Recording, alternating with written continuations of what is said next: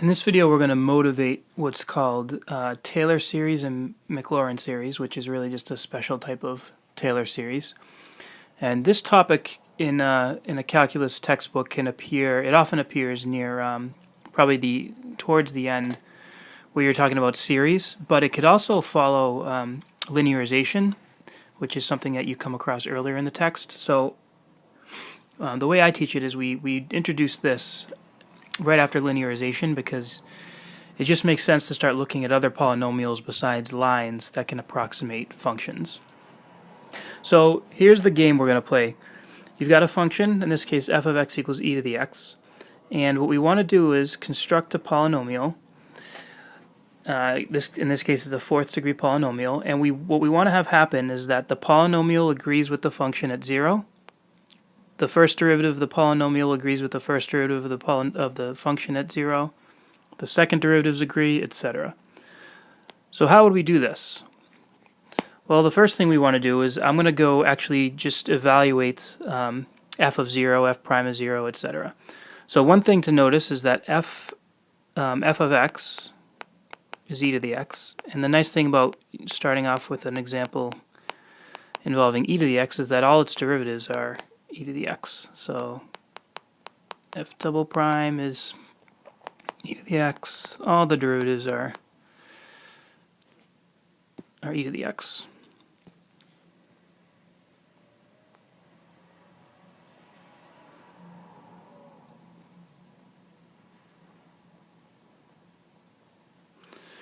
All right, and so therefore f of 0, which equals f prime of 0, which equals f double prime of 0, etc. Those are all just, so say f of 0 equals e to the 0, which is equal to 1. Same with f prime of 0.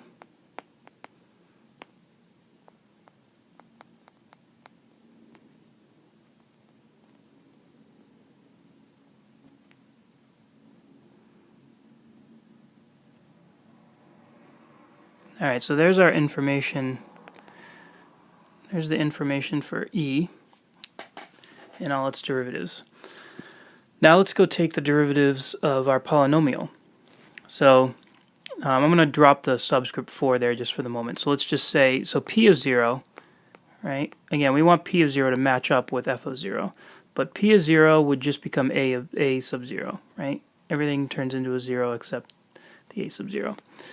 P prime of x is equal to, just using the power rules, is going to be a1 plus 2a2x plus 3a sub 3 x squared plus 4a sub 4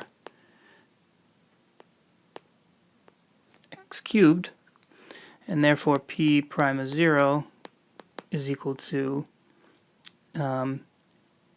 a1. Let's keep going. P double prime of x would be the derivative of that guy above, so that's 2a2 plus 6a3 x plus 12 a sub 4x squared. And p double prime of 0 is going to be 2a2. The third derivative would become 6a3 plus 24 a sub 4x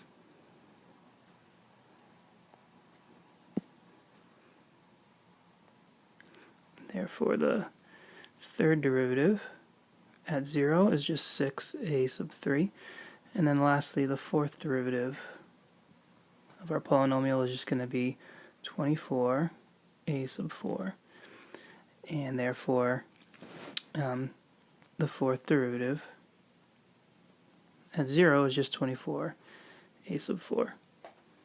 So now what are we going to do with these things? Well, we need to match up the pieces. So we want f of 0.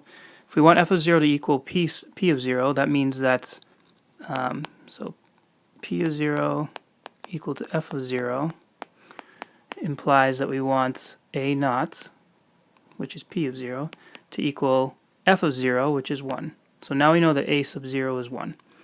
We also want that the first derivative of at 0 to equal f prime of 0, but that means that we want p prime of 0, which is a1, to equal f prime of 0, which is 1.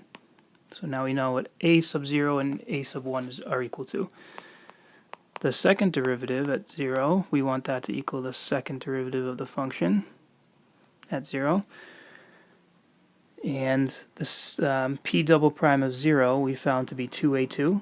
So that means at 2a2 we want to equal f double prime of 0 is a 1. So that means that a2 is equal to 1/2. The third derivative at 0, we want that to equal the third derivative at 0 for the function, which means we want 6a3 to equal 1. In other words, a sub 3 is equal to 1/6. And lastly, we want the fourth derivative at 0 to equal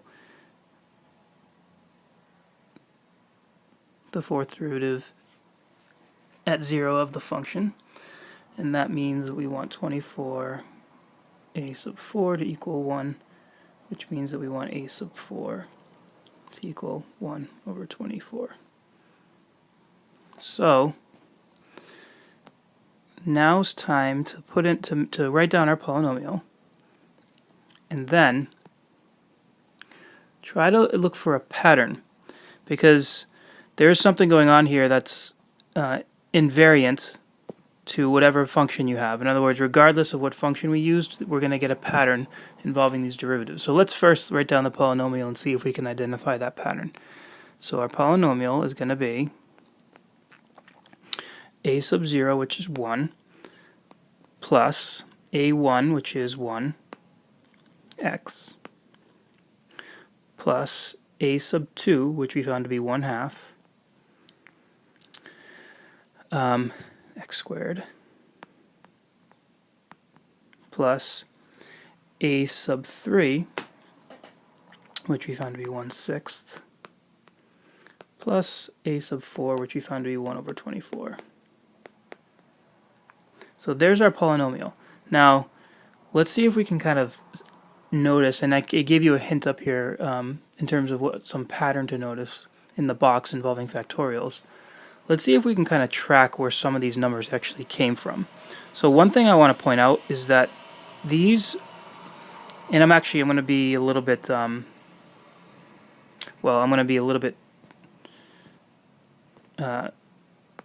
going to use notation more than I have to. I'm going to write this as x to the 0, even though I don't have to do that.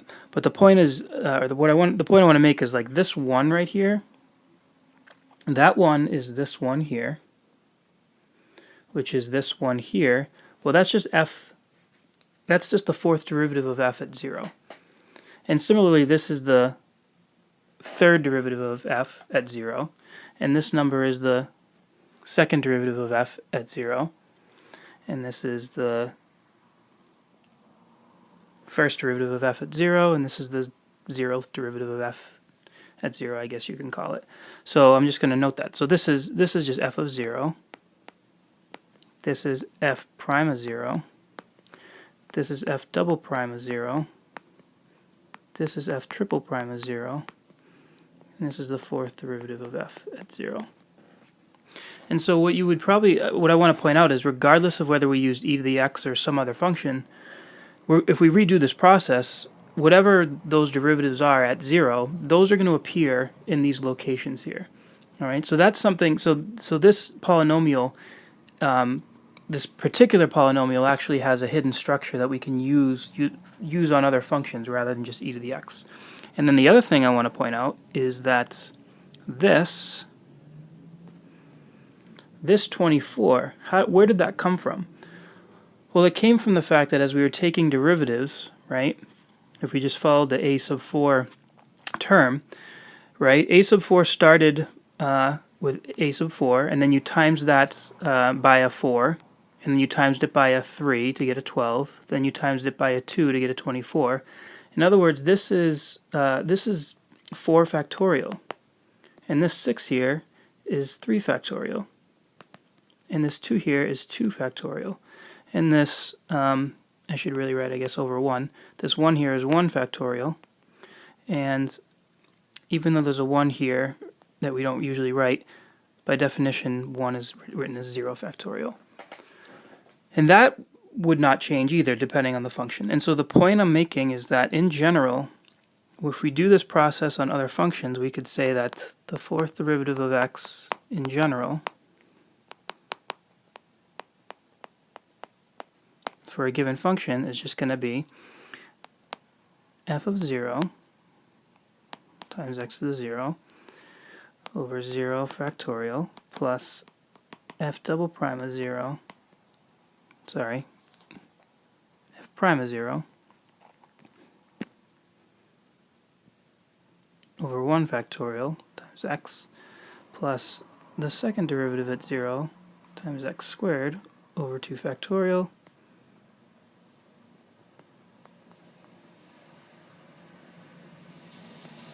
So you see a nice pattern emerge, and it's really just a recipe for producing polynomials of a given degree if we, using the function that we want to approximate. So in the next slide, I'm going to show you how once we start graphing the various polynomials here, for instance, we're going to graph just the first term and then the first 2 terms, you're going to see how these polynomials relate to the function itself. So what I have here are just the graphs of the different polynomials that you can make to approximate e to the x. So p sub 0 of x, that would just be if we took our, let's just write down our function again. The function was, it was 1 plus x plus 1x squared over 2 factorial plus 1x cubed over 3 factorial plus 1x to the 4th over 4 factorial, right? If we just stopped here, then we've got this graph up here. So notice that the polynomial doesn't do a good job of approximating e to the x. It agrees at that point 0, 1, but other than that, it doesn't really agree. It doesn't go in the same direction. It doesn't curve in the same way. But if we went out 2 spots, for instance, if we went out to 1 plus x, well, now we've got the tangent line to e to the x at x equals 0. So not only do the graphs agree at 0, 1, but the slopes are the same at that instant too. But we don't have to stop there. We can keep going, right? If we go to the next term, then you're producing this quadratic, and this quadratic approximates e to the x even better than the line does, because not only do they agree at the point 0, 1, but their slopes are the same and the concavity is the same. And so the point is, as you go farther and farther out in this polynomial, you just get functions that do a better and better job of approximating the function that it was built on, but only around the center of approximation, which in this case is 0. So we made everything agree at 0, and that's why these are all conforming to the graph at x equals 0. So this is your first introduction to what's called the Taylor series, and we're going to look more at these in the next few videos.